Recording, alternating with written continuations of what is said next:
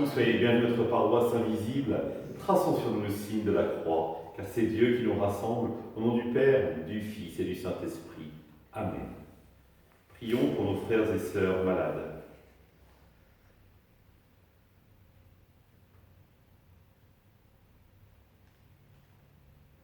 Prions pour tous les soignants et ceux qui œuvrent pour le bien commun.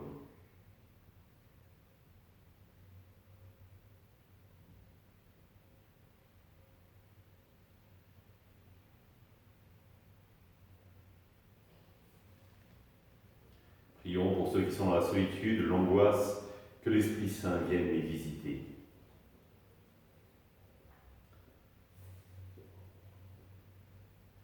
Pour manifester notre communion, je vais maintenant allumer cette bougie au cierge pascal.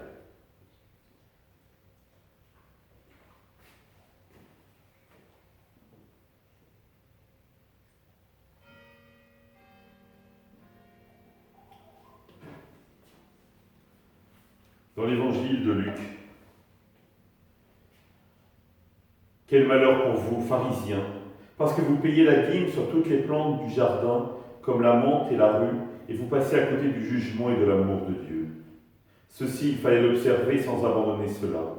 Quel malheur pour vous, pharisiens, parce que vous aimez le premier siège dans les synagogues et les salutations sur les places publiques.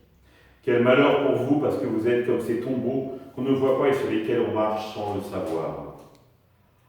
Alors un docteur de la loi prit la parole et lui dit « Maître, en parlant ainsi, c'est nous aussi que tu insultes. » Jésus reprit « Vous aussi les docteurs de la loi, malheureux êtes-vous, parce que vous chargez les gens de fardeaux impossibles à porter, et vous-même, vous ne touchez même pas ces fardeaux d'un seul doigt. » Acclamons la parole de Dieu, louange à toi, Seigneur Jésus. Malheureux, malheureux, malheureux, je suis sûr que nous préférons entendre les béatitudes, heureux, heureux, heureux.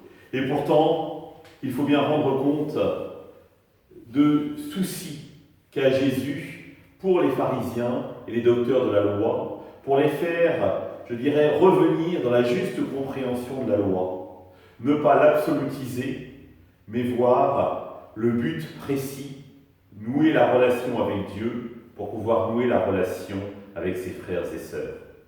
Nous pouvons peut-être nous offusquer en se disant « Oh là là, qu'est-ce qu'il est dur !» mais en s'adressant aux pharisiens, Jésus s'adresse à un égal, c'est-à-dire à quelqu'un qui connaît la loi comme lui et qui cherche véritablement à bien faire.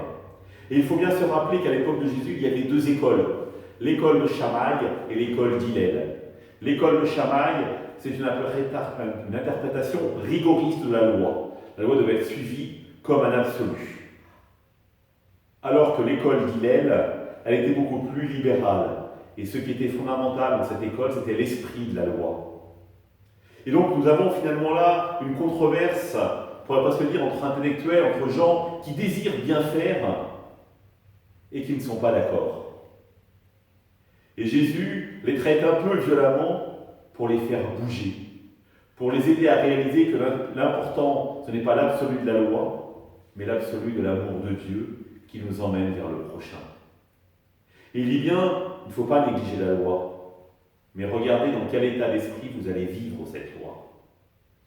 Ça nous fait penser bien sûr à la petite Thérèse, qui avec sa petite voix nous rappelait que ce qui était fondamental, ce n'est pas ce que nous faisions, mais comment nous le faisions.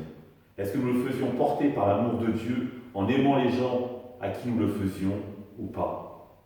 Et cette petite voix a transformé sa vie et a transformé la vie de nombreuses personnes. Alors oui, mettons cette petite voix de l'amour au cœur de notre vie. Ainsi nous pourrons être sûrs que nous répondrons à l'appel du Christ et nous aurons nos Thérèse comme modèle. Ensemble, nous prions. Notre Père, qui es aux cieux, que ton nom soit sanctifié, que ton règne vienne, que ta volonté soit faite sur la terre comme au ciel. Donne-nous aujourd'hui notre pain de ce jour.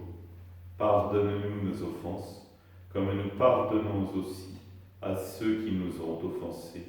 Et ne nous laisse pas entrer en tentation, mais délivre-nous du mal. Amen. Que le Seigneur nous bénisse, qu'il nous accompagne notre journée, nous garde dans la paix. Au nom du Père, du Fils